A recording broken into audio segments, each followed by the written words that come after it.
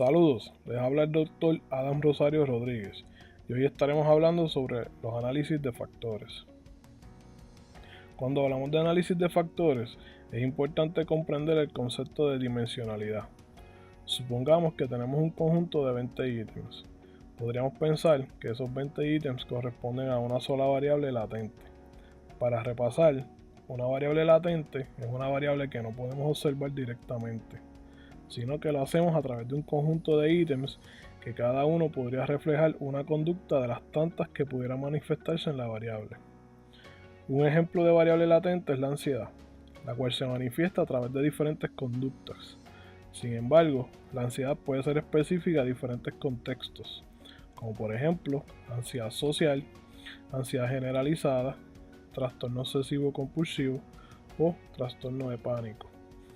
Ahora bien, nuestros 20 ítems podrían corresponder a diferentes enfoques de la ansiedad, como los que acabo de mencionar, por lo que ese conjunto de ítems corresponden a más de una dimensión o, como también le llamamos, factores. Cuando estamos desarrollando una prueba o instrumento psicológico, es necesario que examinemos la dimensionalidad de nuestros instrumentos y esto lo podemos hacer con el análisis de factores. El análisis de factores tiene tres funciones principales. Primero, determinar cuántas variables latentes subyacen en un conjunto de ítems. Segundo, condensar la información. Y tercero, definir el contenido o, dicho de otra manera, darle significado a los factores.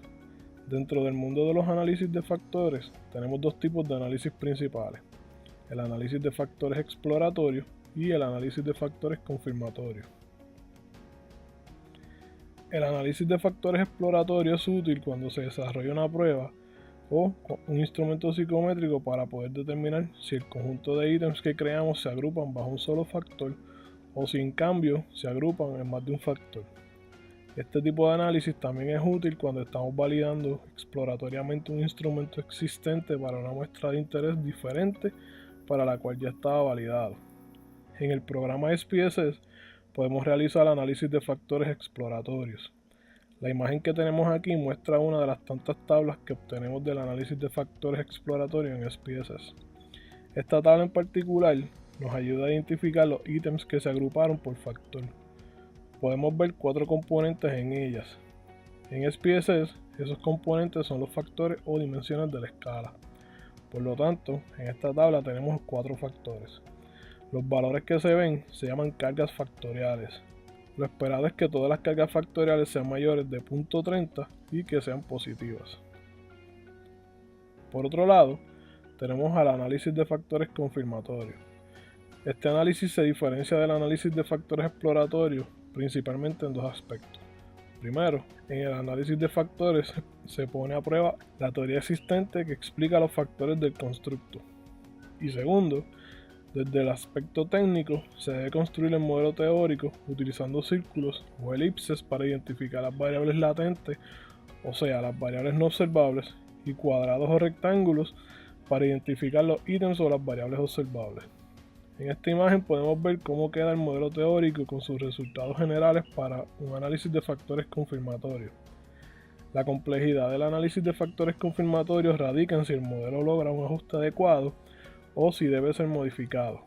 Los ajustes del modelo se pueden identificar con varias medidas estadísticas que en conjunto ayudan al investigador a tomar una decisión adecuada.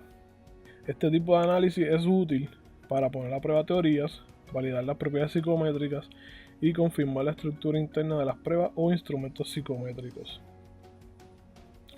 De forma general, los análisis de factores nos indican si un conjunto de ítems se agrupan en un solo factor o en varios.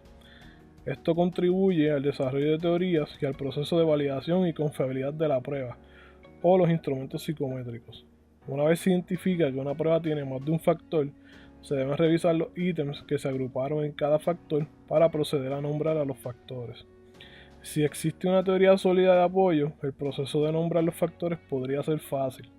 Sin embargo, cuando no hay una teoría robusta detrás de la prueba, la tarea de nombrar los factores podría complicarse un poco y tendríamos que crear los nombres para cada factor según lo que sugieran los ítems. En este video aprendimos sobre el concepto de dimensionalidad de las pruebas.